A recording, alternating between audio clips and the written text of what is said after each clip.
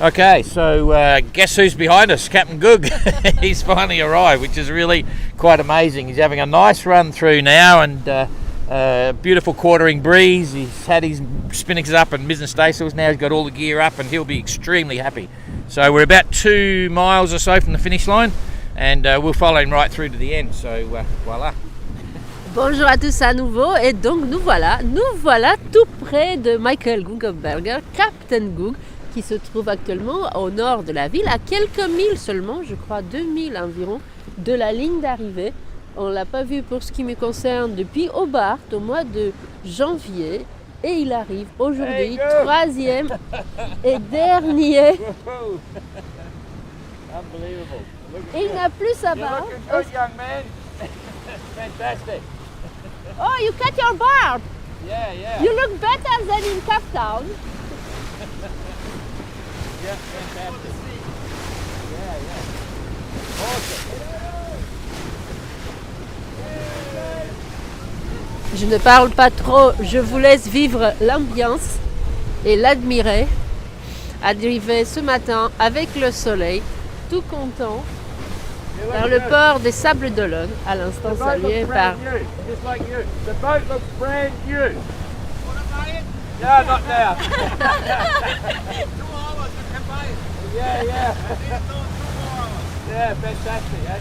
And you look good. You look really good. Well done. Bravo. Yeah, fantastic.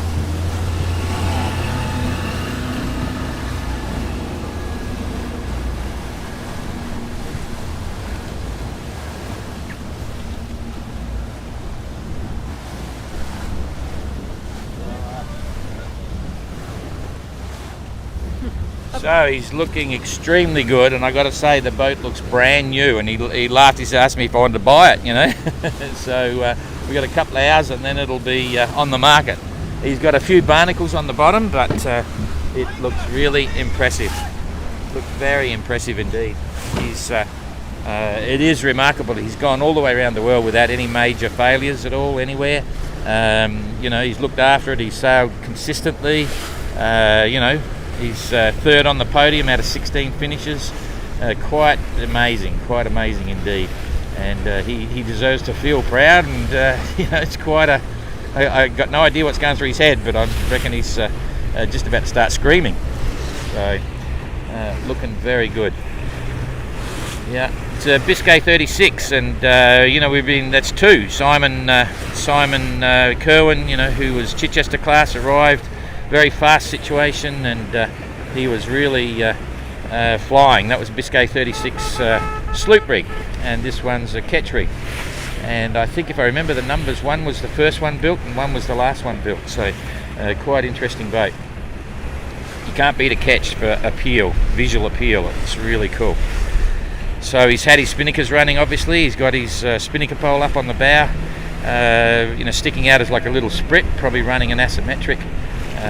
We don't allow bowsprits on designs that don't have it, but you can use your spinnaker pole, of course. So that worked pretty well. He's got a Watt&C water generator on the back. His hydrovane steering hasn't really failed. It's really good. There's a few rocks down here. We're just making sure. He's got to bear away. Yeah, he's just pulling away now. Yeah, just pulling away. There's a bunch of rocks not too far ahead. So There's a rock in front of you. Yeah. There is a rock in front of you. This is the south side. Yeah. Okay. I might give Jane this one. I'll take the camera. Okay, so I've got that. Okay, got it. Yep.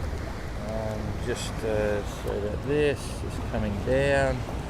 Okay, so there we go. So yeah, it looks pretty good, eh? Yes. I speak French or English or tell what? About the French. French. Yeah, it was just, you already told about the rock, it was just Jean-Luc Van let him. Donc Jean-Luc disait à l'instant à Michael qu'il lui disait à l'instant qu'il y a des rochers en face de lui, qu'il faut contourner la bouée parce que dans l'émotion, on ne sait jamais ce qu'il peut faire. Tout étonné de voir ici Les Sables qui sont sortis pour le voir. Dans le semi-rigide, juste à côté, Simon Courwen venu le saluer. Kirsten, Ertan Bescardes également.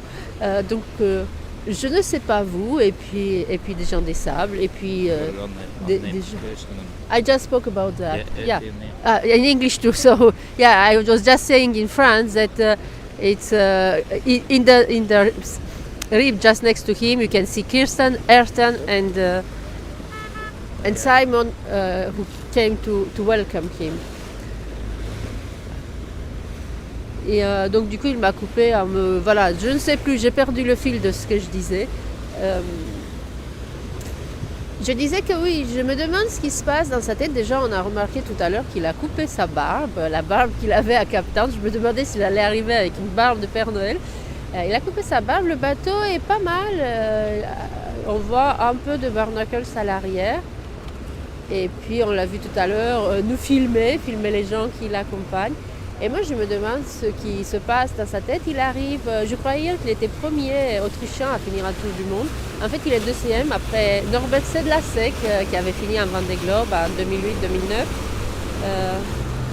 Mais c'est une histoire incroyable que la sienne, parce que je vous l'avais beaucoup dit, vous le savez déjà, mais Michael, ce qu'il a d'incroyable, et c'est en cela qu'aujourd'hui c'est juste fantastique de le voir finir la course et sur le podium.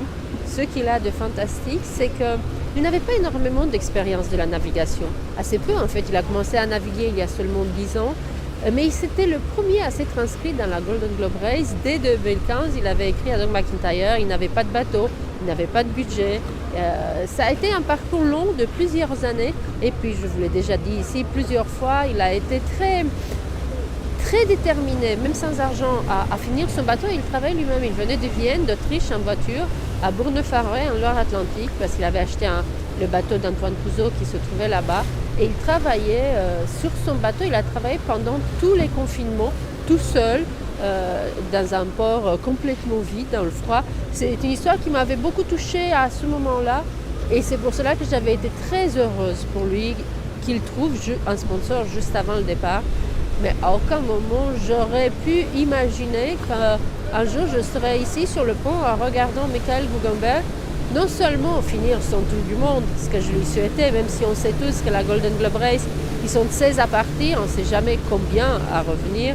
Ils étaient 5 dans la précédente, ils sont juste 3 en course dans celle-ci. Mais qui aurait pu imaginer le voir, ce garçon tout sourire aujourd'hui, finir 3e sur le podium. 3e aux côtés de Kirsten, d'Abilage, et puis aussi de Simon Courwen qui est arrivé Chester, mais des marins chevronnés, des gens. Kirsten, elle a 250 000 milles nautiques, donc rien à voir avec son parcours. Et puis il est là. Et je pense que c'est une belle leçon pour nous tous de courage, de foi en soi, je crois aussi, parce que ce que nous apprend l'histoire de Michael Guggenberger, c'est que non pas il faut croire à ses rêves, évidemment qu'il faut y croire, mais il faut se mettre les moyens de parvenir au bout de ce rêve, et si on le veut vraiment, on y arrive. Voilà, Michael Guggenberger y est arrivé, il arrive aujourd'hui à ce stade-là, nous sommes à la bouée sud, plus rien ne peut arriver, et nous sommes quasiment sûrs que dans quelques milles, peut-être 1 mille maintenant nautiques, il passera 3e, la ligne d'arrivée de la Golden Globe Race 2022, et je vais laisser un peu la parole à Don McIntyre ou à Jean-Luc Vandenet. Try ask some questions? No? Yeah. Jean-Luc est avec nous, vous le savez, depuis tout à l'heure. Toi qui suis le tracker, tu l'as suivi pendant toute la course, qu'est-ce que tu peux nous dire de sa course, du point de vue de la navigation? Est-ce que tu peux prendre le micro si tu veux? Oui, bien sûr. Écoute, il faut savoir que c'est pas un régatier, un spécialiste de la voile. Il s'est bien débrouillé. Il avait la même coque que celui qui a été le plus vite, la même coque que Simon Courwen. Mais c'est pas du tout le même gréement. C'était un gréement de ketch avec 2 mâts. Et donc, je pensais que dans le sud, il marcherait mieux parce que le centre de voilure, du coup, est plus avancé au niveau du grand mât. Il a mené sa course, il n'a pas eu trop de problèmes. il a mené sa course tranquillement. Et l'essentiel, c'est qu'il arrive. C'était déjà pas donné à tout le monde, parce qu'il n'y en a que 3. Et donc, il est content comme tout, évidemment. et c'est amusant, là où il a préparé son bateau, moi-même j'avais mon bateau là-bas. Et il a préparé ça aux portes de l'Atlantique, sur les bords de la Loire. Et s'il le souhaite, il pourra même y laisser son bateau pendant 1 an, puisque aux portes de l'Atlantique, il lui offre la gratuité du port pendant 1 année entière. It's okay, you can go straight on.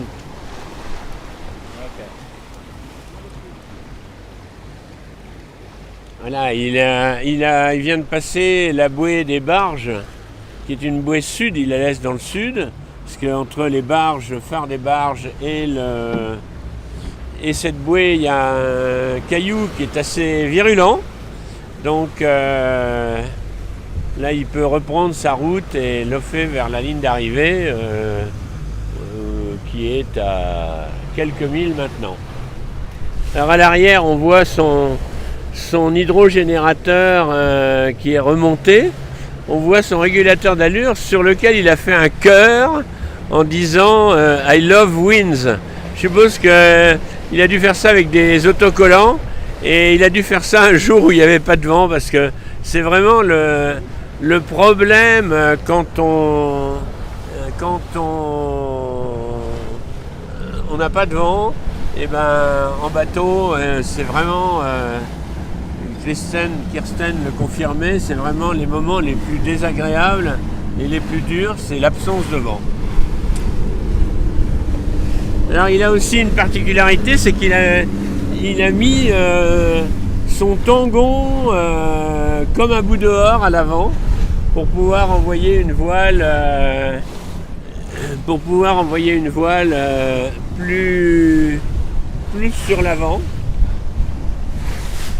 Son antenne VHF là-haut est complètement esquintée, elle est perpendiculaire au mât.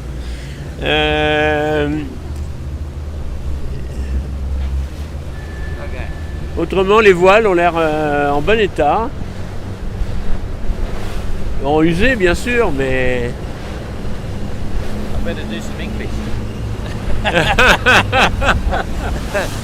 For all our English fans out there and other bits and pieces, yeah, it's beautiful sailing at the moment. NURI looks fantastic. You know, I mean, Gug's looking very healthy.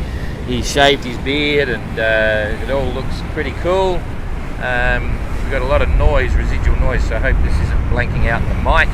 But yeah, NURI's looking good. Gug's looking good. You know, his sails are still in really good condition. He's had no real issues with the sails. You know, it's been quite an epic. He stitched in another reef point on his mizzen at one point, some clues to better cope with heavy weather. Down below, it's really quite comfortable as well. Very super secure. He's got the mandatory collision bulkhead, but he's got other safety issues with other bulkheads and buoyancy up the front, and he doesn't have a dodger at all. It's very straightforward, you know, in the cockpit. He's really set this boat up extremely well. So he's got he's got everything there, and it's in. It really does look good. Someone better hurry up and buy it quick. So anyway, part of the fun. His hydrovane's still steering, you know, in this sort of breeze. It's very competent, but he's not reported any issues at all with the hydrovane. I won't call he's been lucky with the weather. He's had some storms, but none of what I'd call extreme storms. So that's helped. This season, I think, has been reasonably mild or traditional, you might say. Certainly not like it was when we entered the Southern Ocean pretty early in 2018. But nonetheless, we've only got 3 finishes for the podium, and there were 16 starters, so that says a bit in itself. It's been a race of attrition, a huge adventure into the unknown, and that's self-explanatory. You know, I'm quite surprised there's only three finishes. I was thinking we would probably get half the fleet to the finish line here in Les Sables alone. at this stage, but we haven't. It's quite amazing. So again, Kirsten and Erton and Simon are all in this rib here. It's our rib, and happy to meet them. Abelish is going to meet them in the dock. So Abelish will be on the marina when he gets here, and I reckon Arnaud might come down as well. So it all looks pretty exciting. Very soon, once they cross the finish line, Stefan, Gug's manager, will get on board to give him a hand coming up the river. He doesn't have the use of his motor. There's an interesting story there with his motor.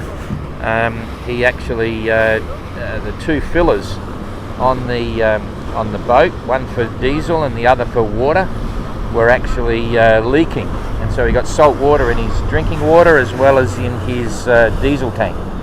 So he can't use his motor, so we'll tow him in once he crosses the finish line, which is about we're about a mile from the finish line now, I'd say, something like that. So next sort of 10-15 minutes or so we should be there.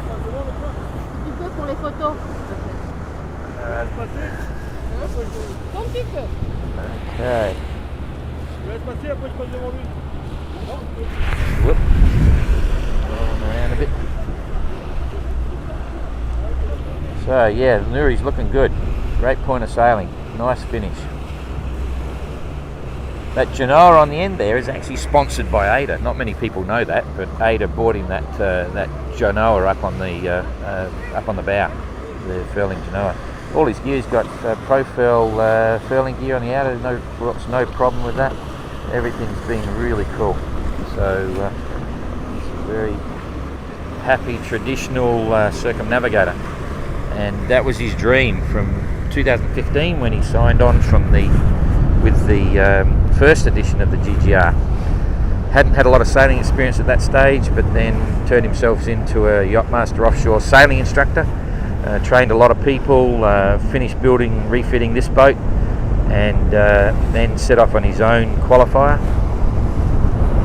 So it was all quite a story. Quite the story indeed. So you got Les Sables coming up in the background there on shore.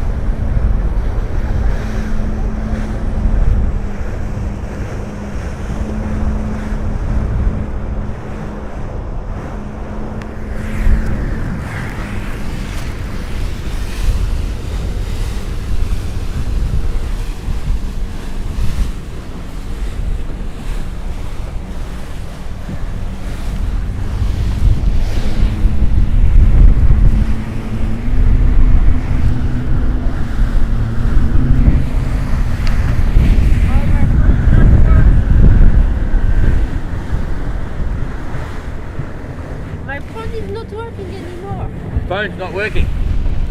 Ada's phone's not working. I don't know why. I can do either video or picture. It's so frustrating.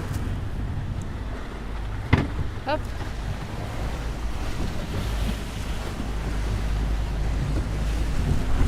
Up. Sorry, I was busy with my pictures for a little moment. And I didn't listen so much to what Don already told you. I will tell you only what I feel today. I don't know, I speak English because I say it already a little bit in French. For me, it's a very emotional day.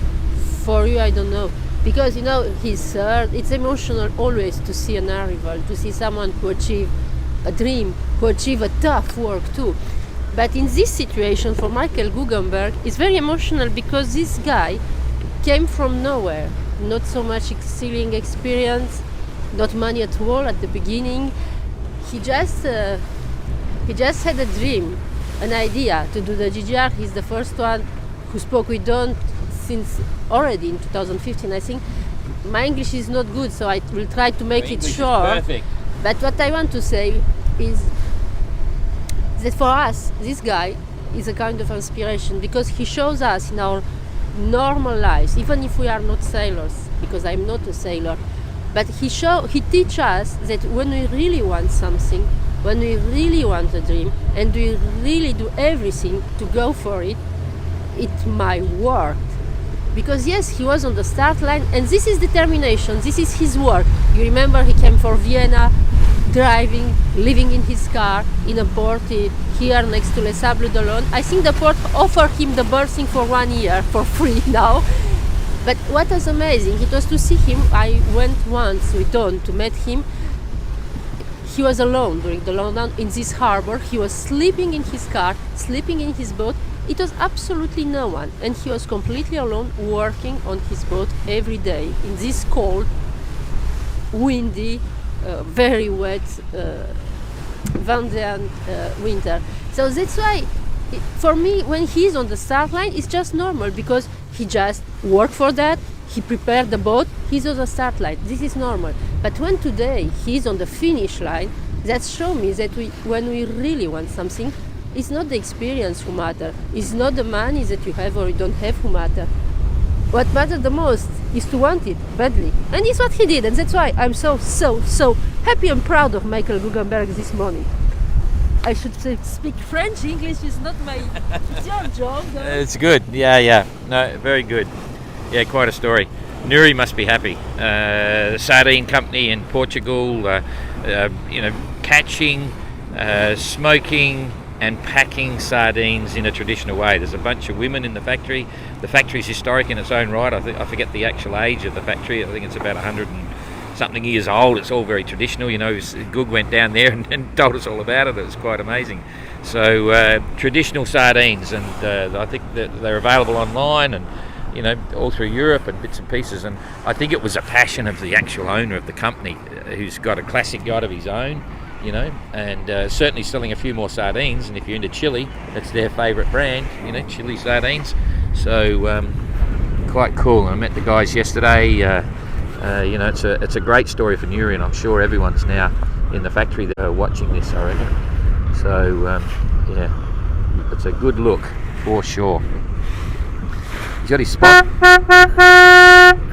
He's got his spot. He's starting to get security error. Had record message authentication. Jane, we've got some issue here. You think it's still going? Or do we want to stop it and start again? Okay. We just had an error pop up then, and I'm hoping this is still going live. Not sure what it was. Everything should be going okay. So we'll keep our fingers crossed. Yep.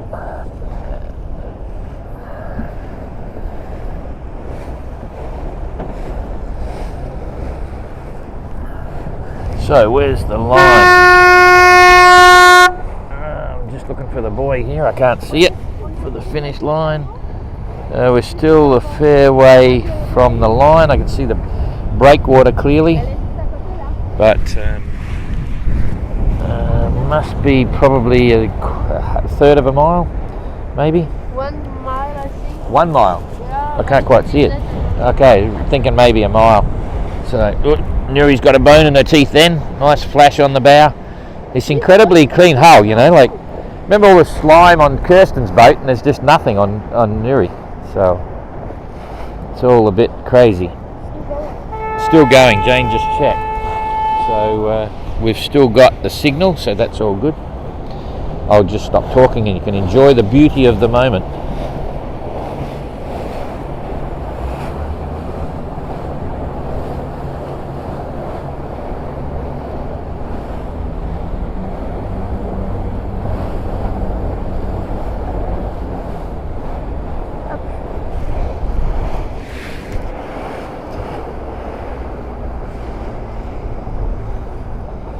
That's our team in the rib there.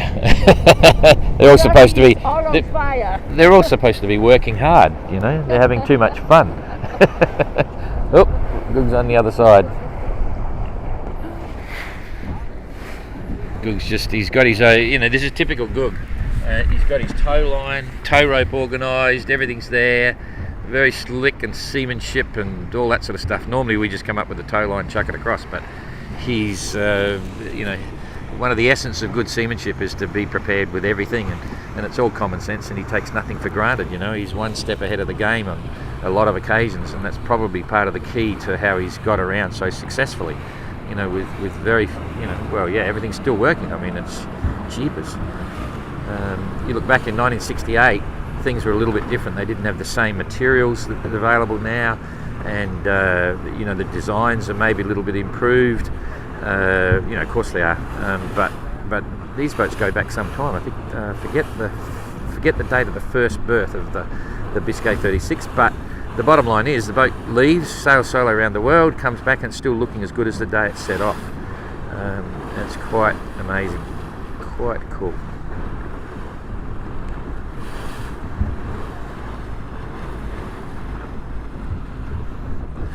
I meant to mention his Peace Fleet sponsor. He's got a lee cloth there, you might have seen it, just up by the mast. It's involving a lot of kids and getting them out sailing that don't have the chance, and he's been pretty passionate about that for some time as well. So that's his preferred charity. He's flying the Citran flag down the back. He's got a Citran teddy bear on board, and they're our event partners, all about motor neurone disease and Alzheimer's, Parkinson's, dementia, the whole thing, all the things that are affecting more and more of the population, including me, with dementia. I'm sure I'm going to get it. My family all had it, or my mother and all the rest of it, but people have got different opinions on that. They tell me in the office that I'm already got some challenges, but we'll see. So anyway, but no, yeah. No, it's more your challenges. You are so much stubborn. This is not about disease. It's about being stubborn. Dementia. Yeah. That's my take on it. But anyway, and so all those teddy bears will come back, and we'll auction them off and try to support Citran. It's a great cause. We've been with them for a long time, since my first bounty boat expedition, and they do some really good work in Sheffield. They're world centre of excellence for motor neurone disease research. It's quite a huge operation, and real leaders in the field, and it's a major subject. The world populations are getting older all the time. So what do you think, Yannick? I think it's sunny, as always in Les Sables, as you can see. Absolutely. No, I'm so happy for him, really.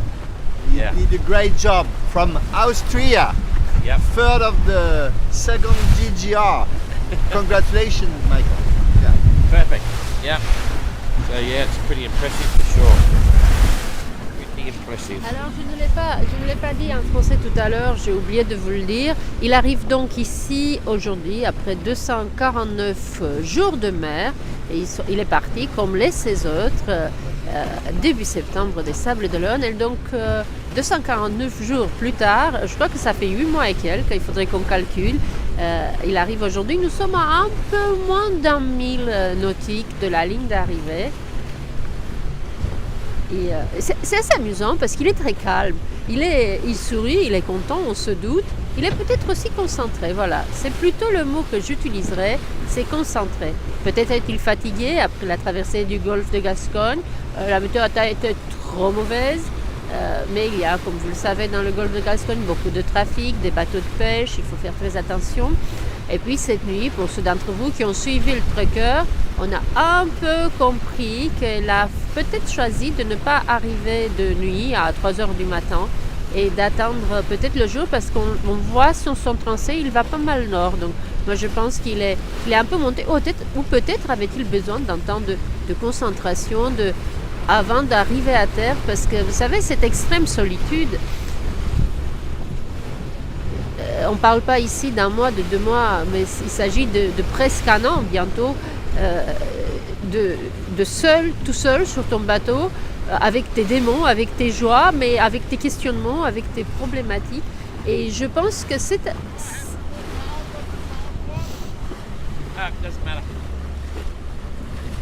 Là, il demande s'il y a un côté particulier du bateau, s'il faut laisser à bâbord ou à tribord. Et pour la ligne d'arrivée, pour la bouée. Et donc, The line is on this buoy. Yeah, it's on this buoy there. The line is on the buoy. il dit qu'il sait, il connaît bien le port des Sables d'Olonne. Yeah. Then you can get totally bored, you know. Hey, I have a bad news for you, Goog. I saw yesterday in town a lot of Austrians who came with big banderole, big thing, and all the comment tu dis banderole? Signs, big banners.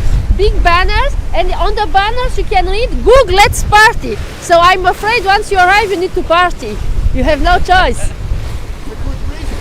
Good reason for Hamburg every week. Absolutely. Absolutely. It's a long story. It's an epic. Yeah.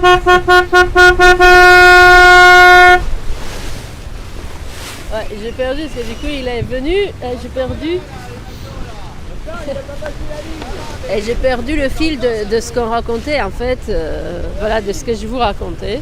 Ouais, ben la solitude, donc on se disait, on va voir comment ils vont comment ça va qu'est-ce que ça fait, moi je me demande, qu'est-ce que ça fait d'arriver là, de nulle part, de tout seul, dans ta tête, avec ton bateau, tes soucis, tes réparations. Et puis d'arriver ensuite là, avec nous tous, autour, et ensuite sur le ponton, ensuite la conférence de presse, à tous ces gens qui t'aiment, qui t'admirent. Il faudrait que je lui demande d'ailleurs si jamais s'il est dispo, là, peut-être demain, je vais peut-être lui poser 2-3 questions pour lui demander aussi qu'est-ce que ça fait quand on vient. De passer du silence complet à toute cette effervescence, à toute cette agitation. Et donc voilà, j'ai retrouvé le fil de ce que je disais, le mot qui exprime peut-être le mieux ce que moi je lis sur son visage ce matin, c'est concentration. et peut-être aussi, a-t-il un peu mal. Ouais, ben, je pense, I think they didn't get it, is not the line yet. Or they are too much excited. Yeah. In the boat next to us, it's some people very, very excited to see him on the line. Du coup, voilà. C'est concentration, le mot que je choisirais pour définir ce que je lis sur son visage. Et peut-être en a-t-il marre aussi un peu d'être dans son bateau. C'est peut-être un peu, on va lui demander si c'était aussi une prison, un peu, parce qu'on sent, je sens qu'il a envie de sortir de là. Hier, je demandais à Simone Courwen, je l'ai rencontré au bureau de la Ligère. We got a comment. How much?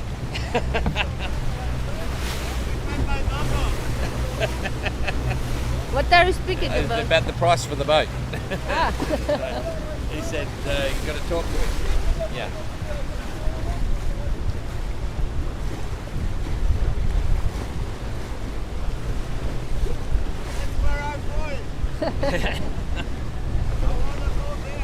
He wants to go in. You've got to go to the finish line first. So we cross the finish line and then we turn left and he's down the channel. So it's all very cool. He's got about 300 metres, 400 metres to go. Oh. 300 or 400 metres to go. You see it in the sun. The finish buoy is in the sun. So Me, I don't see. see straight ahead. Straight Ah, ahead. is the- Yeah, that's it. It's in the sun. It's around about there. La bouée sud. Yep. Voilà, il arrive, il est presque sur la bouée sud, il ne va pas tarder du tout. Maintenant, si jamais vous écoutez, si vous êtes dans le chenal et que vous vous impatientez depuis 8h30 ce matin, maintenant, il est plus près que jamais de l'entrée dans le port. Il est encore à la voile, mais je pense qu'une fois passé la ligne d'arrivée, donc dans quelques 200 mètres, il va peut-être sortir, démarrer son moteur, je ne sais pas, ou peut-être sera-t-il tracté, on va voir. Ce que me disait John juste avant notre départ, c'est qu'il a des deux côtés en fait ces bouchons qui ferment d'un côté le réservoir d'essence, de fuel, de l'autre côté le réservoir d'eau. Les deux prennent l'eau salée, donc il a eu des soucis avec ça, avec cette eau salée qui se trouve dans le fuel, donc on va voir comment ça marche. Et puis il a eu aussi pas mal d'eau salée dans l'eau douce, dans l'eau de boire, mais il a réussi à s'organiser, à rajouter de l'eau de pluie, je crois, c'est ce qu'il me disait Don. Et donc maintenant, et comme ça il a fini la course en ayant encore de l'eau douce à bord, mais nous saurons tout à l'heure, lorsqu'il vous parlera, nous saurons tout à l'heure un peu ce qu'il a, ce qui était bien, ce qui était moins bien. Et puis Don nous faisait remarquer tout à l'heure, juste à l'arrière de son bateau sur l'hydrovan, c'est marqué Love Winds. J'aime les vents. Moi perso, je pense qu'il va être bien content de ne plus voir du vent.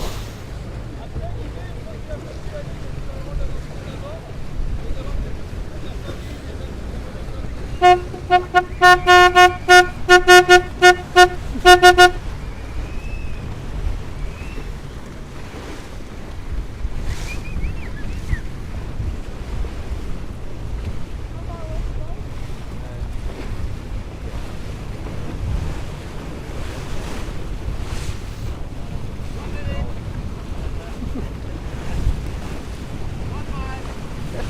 less than that. It's just here. Yeah. Michael, you look like you really want to get out of this boat, right? You really look like you want to get out of this boat. Are you sick of her? Absolutely. I agree. Oh, 249, isn't it? It's 249, I think. Yeah. I don't try. Longer is better. Does it? Do you feel?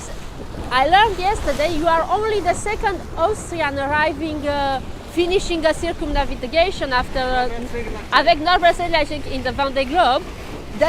How do you feel about that? Crazy. It's But without Austria, I feel crazy coming back. But I know Norbert, yeah? yeah.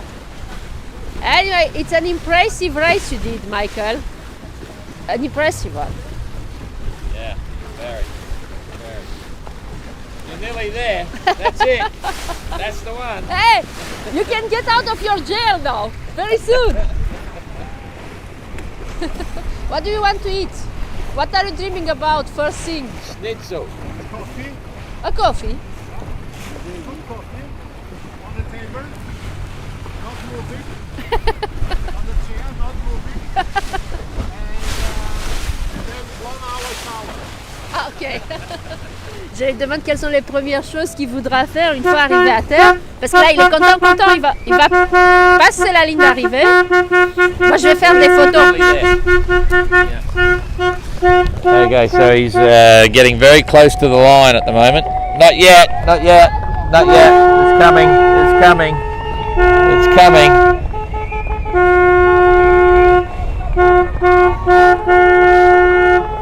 He's nearly there. And in fact, I think, he must be, where's the other boy? I can't see the other end of the line, but he's nearly there. You'll probably, anyone watching the tracker will probably see it before we do. Not yet. Nearly. Jean-Luc's here calling the shots. Jean-Luc is here. Not yet. It's coming. Eh ouais, on y est presque, attention. 2.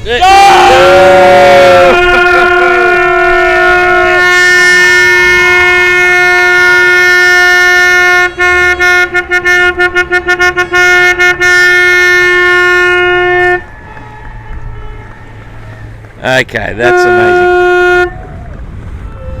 I really feel happy for Gug.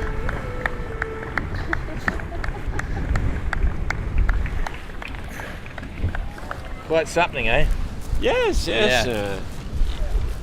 Quite something, because when you finish something like that, you don't finish only the race, you finish also the preparation, because it's a long time. I was in the same yard than Michael when he prepared his boat.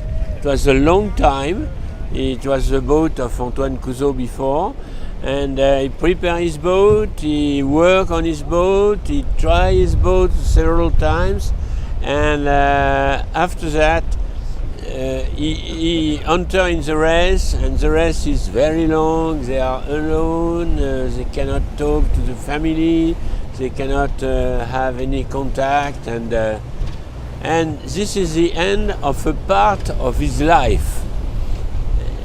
Voilà, c'est ça qui est intéressant, c'est que c'est la fin d'une partie de sa vie, sa préparation au chantier, puis sa course. Alors maintenant, il va enrouler ses voiles. Il a déjà descendu l'artimon, put down the back sail, and he furled the Genoa. He is going to put down the staysail, and a boat is going to tow him, come inside the harbor. So the crew is coming on board now. Is a load, the line is passed.